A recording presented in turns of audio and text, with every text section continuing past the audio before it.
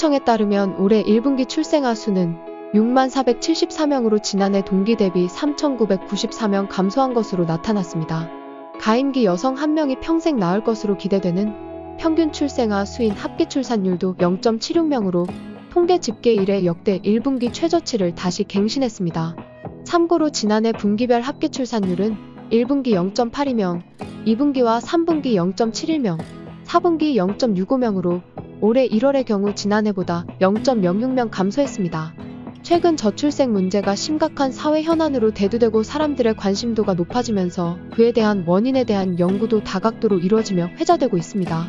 여성의 경력 단절도 그 이유 중 하나로 지목되고 있는데 얼마 전 이에 관해 통계개발원이 흥미로운 연구를 발표해 이목을 끌었습니다.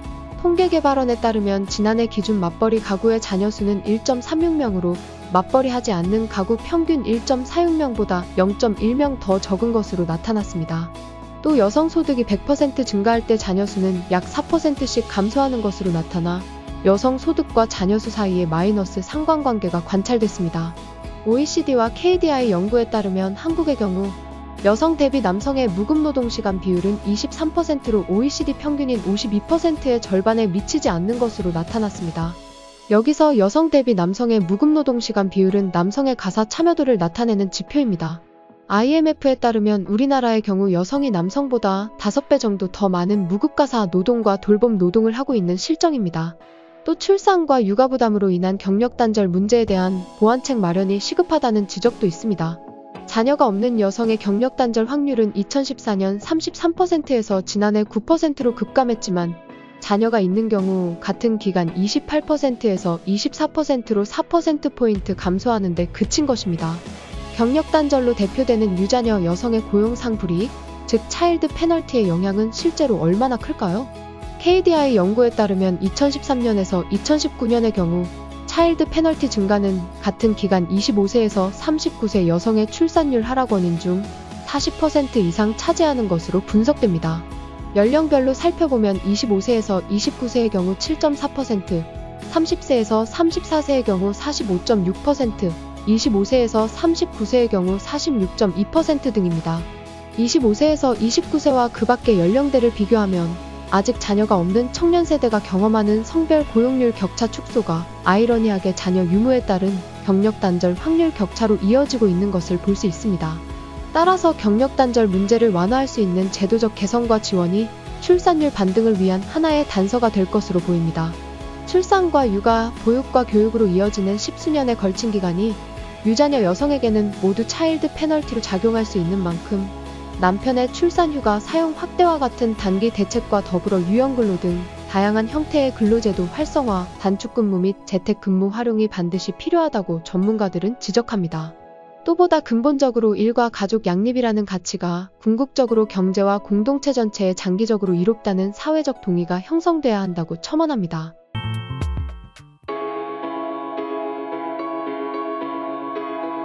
프로슈머는 생산자와 소비자의 합성어입니다. 소비자이면서 생산 과정에도 일부 참여하는 사람을 말합니다. 프로슈머는 미국의 미래학자 엘빈 토플러가 1980년 자신의 책 제3의 물결에서 처음 사용하면서 대중에게 알려졌습니다. 엘빈 토플러는 대량 생산된 표준화 제품이 시장에서 포화 상태에 이르면서 소비자들이 기업의 영역인 제품의 생산 과정에 적극적으로 참여하게 될 것으로 예측했습니다. 과거에는 기업이 제공하는 대량 생산된 표준화 제품을 소비했지만 소비자들의 소득 수준이 향상되고 구매력이 증가하면서 제품에 적극적으로 자신의 선호를 반영하기를 원하는 소비자들이 증가했습니다. 또한 인터넷과 통신 매체의 발달로 정보의 공유가 활발해지면서 전문가 못지않은 제품 지식과 사용 경험을 갖춘 소비자들이 나타났고 기업과 소비자들이 제품에 대한 의견을 적극적으로 소통하게 되었습니다. 프로슈머의 유형으로는 신제품 개발에 참여하는 소비자, DIY 제품을 만들어 사용하는 소비자, 표준화된 상품을 구매한 후 튜닝하여 사용하는 소비자, 유튜브에서 제품에 대한 콘텐츠를 만들어서 배포하는 소비자 등이 있습니다.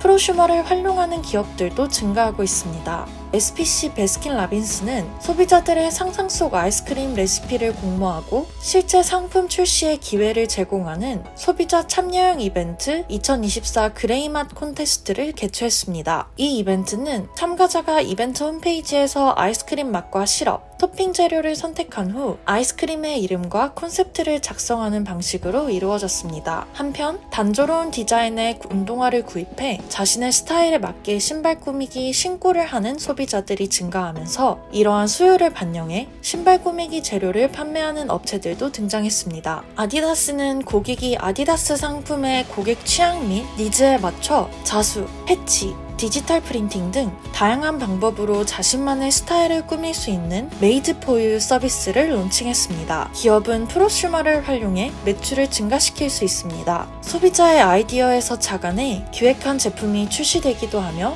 신제품 출시 전에 시험적으로 사용해보고 평가하게 하여 신제품의 소비자의 의견을 반영함으로써 시행착오를 줄이고 고객 만족도를 높일 수 있습니다. 그러나 한편으로는 프로슈머가 제품에 대한 지식과 경험을 바탕으로 안티 집단으로 성장할 수 있다는 부정적 의견도 있습니다.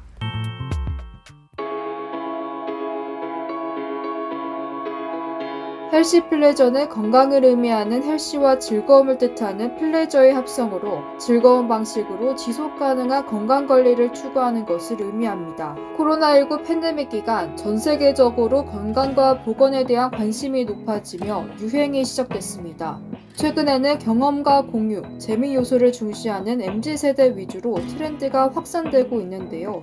기존의 건강관리는 강도 높은 운동을 수행하고 식단을 엄격히 조절하는 등 고통스럽다는 인식이 강했습니다. 그러나 건강을 챙기면서 즐거움도 놓칠 수 없는 MZ세대의 특성이 건강관리의 패러다임을 인내와 절제에서 즐거움과 편리함으로 변화시켰습니다.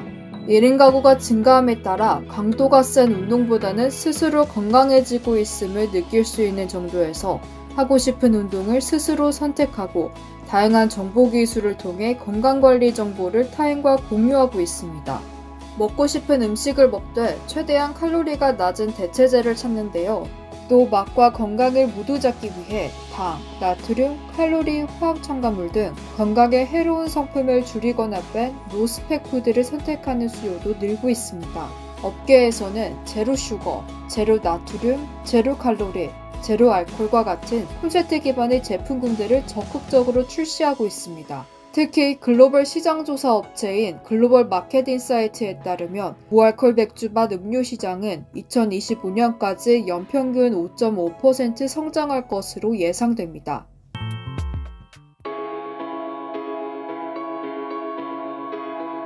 낙인 효과란 소비자가 특정 제품이나 서비스를 구매해서 이용하기 시작하면 다른 유사한 제품 또는 서비스로의 전환이 어렵게 되는 현상을 말합니다. 소비자들은 현재 이용하고 있는 제품보다 뛰어난 제품이 출시되더라도 기존의 제품을 계속 이용합니다. 소비자를 묶어둔다는 의미에서 사용되는 낙인 효과는 자물쇠 효과 또는 고착 효과로 불리기도 합니다. 낙인 효과는 왜 일어나는 것일까요? 첫 번째 원인은 전환 비용입니다. 낙인 효과는 전환 비용이 클수록 높게 나타납니다. 전환 비용에는 제품을 구매할 때 지불하는 직접적인 비용뿐만 아니라 새로운 제품으로 전환하는 과정에서 발생하는 무형의 비용까지 포함됩니다. 만약 A사의 자동차를 구매한 사람은 B사의 신차를 구매하지 않는 이상 A사의 소모품과 AS 서비스를 이용해야 합니다. 더 구체적으로 예를 들어볼까요? 만약 A은행에서 통장을 만들면 해당 계좌로 신용카드 거래, 급여 입출금, 공과금 납부 등 부가적인 거래를 하게 됩니다. A은행에서 B은행으로 바꾸고 싶다면 서류 제출, 계좌 개설을 위해 시간을 투자해야 하며 기존 서비스에서의 거래 내역, 적립 포인트 등의 손실이 발생할 수 있습니다. 소비자들은 이런 번거로움 때문에 기존의 제품이나 서비스를 쉽게 바꾸지 않습니다. 두 번째 원인은 계약 조건 때문입니다. A통신사에서 휴대폰을 구매한 고객이 B통신사로 이동하려면 위약금이라는 비용을 감수해야 합니다. 이런 계약 조건은 소비자들이 다른 선택을 하기 어렵게 만듭니다. 상대적 낙인 효과가 발생하는 경우도 있습니다. 우리나라는 대부분의 사람들이 카카오톡을 사용합니다. 다른 메신저 앱으로 바꾸고 싶어도 주변 사람들이 모두 해당 앱을 사용하기 때문에 상대적 낙인 효과가 발생합니다. 기업들은 낙인 효과를 통해 고객을 장기적으로 유지하고 충성도를 높일 수 있습니다. 소비자들은 제품이나 서비스를 사용하는 데 익숙해짐에 따라 편리함이 더욱 커집니다. 반면 소비자의 선택권을 제한한다는 문제점이 있습니다. 또한 한 서비스에 의존하면 가격 인상이나 정책 변경에 취약해질 수 있습니다.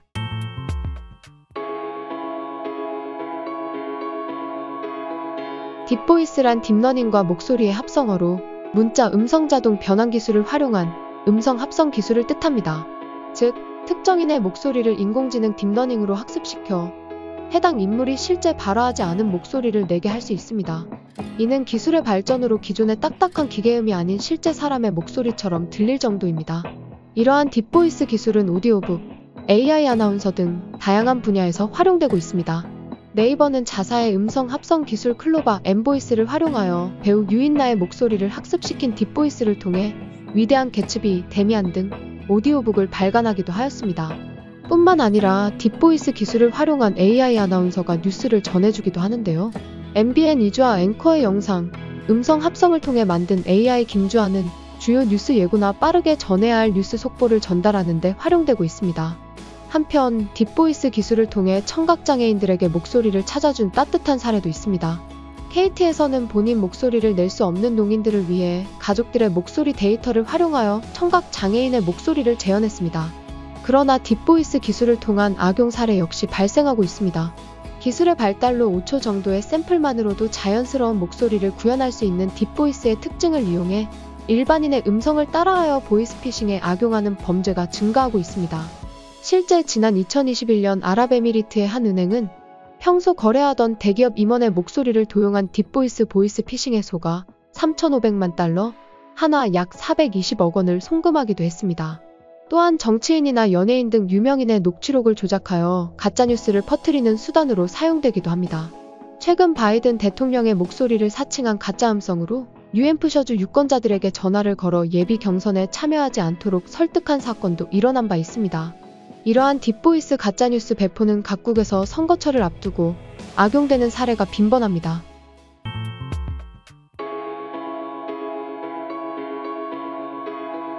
현재 닥터코퍼의 수요가 급등하며 알루미늄의 수요와 가격 역시 급등하고 있습니다. 닥터코퍼는 구리 가격이 경제 상황의 예측 지표로 사용될 수 있는 형상을 지칭합니다. 구리는 전 세계의 다양한 산업에 두루 쓰이는 원자재로 그 가격은 경기 변동에 매우 민감하게 반응합니다.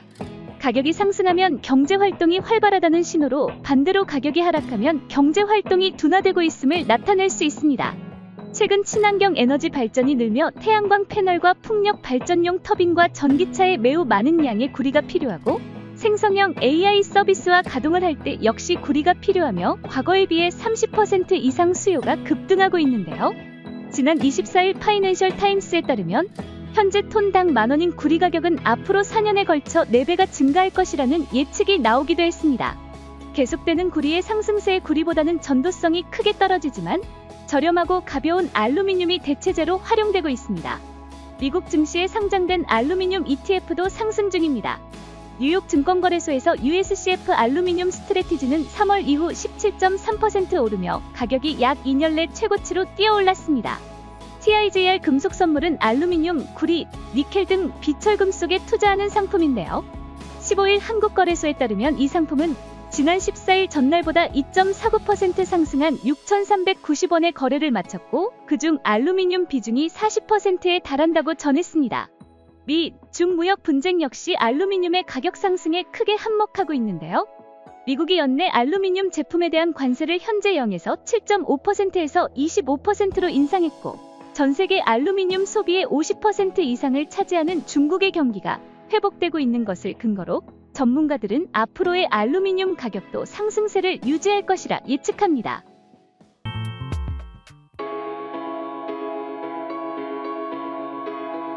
(2024년) 일본국 정부에서 라인 메신저가 개인정보를 유출했다는 이유로 네이버를 상대로 라인 야후의 지분을 매각하라고 압박하였습니다. 이 사건은 이른바 라인 사태로 불리고 있습니다. 한국의 카카오톡과 같은 메신저 라인은 일본 인구 1억 2200만 명 중 9600만 명이 사용하고 있는 압도적 1위 메신저입니다. 네이버 라인은 모바일 메신저에서 압도적인 점유율 1위 기업이고 검색 엔진에서는 소프트뱅크의 야후가 1위를 차지하고 있습니다. 현금 거래 비중이 매우 높은 일본은 2026년까지 현금 결제 비중을 60% 밑으로 내리는 것을 목표로 설정했습니다. 정부 추진과 함께 페이의 편리성이 인정받으며 일본의 페이 시장은 빠르게 성장하기 시작했습니다. 이 과정에서 각 분야의 압도적 1위였던 네이버와 소프트뱅크가 일본 페이 시장에서 정면 충돌했습니다. 소프트뱅크는 결제 금액 중 20%를 포인트로 환원해주는 캠페인을 100억엔 한도로 진행하였습니다. 이에 라인페이도 반격에 나섰습니다.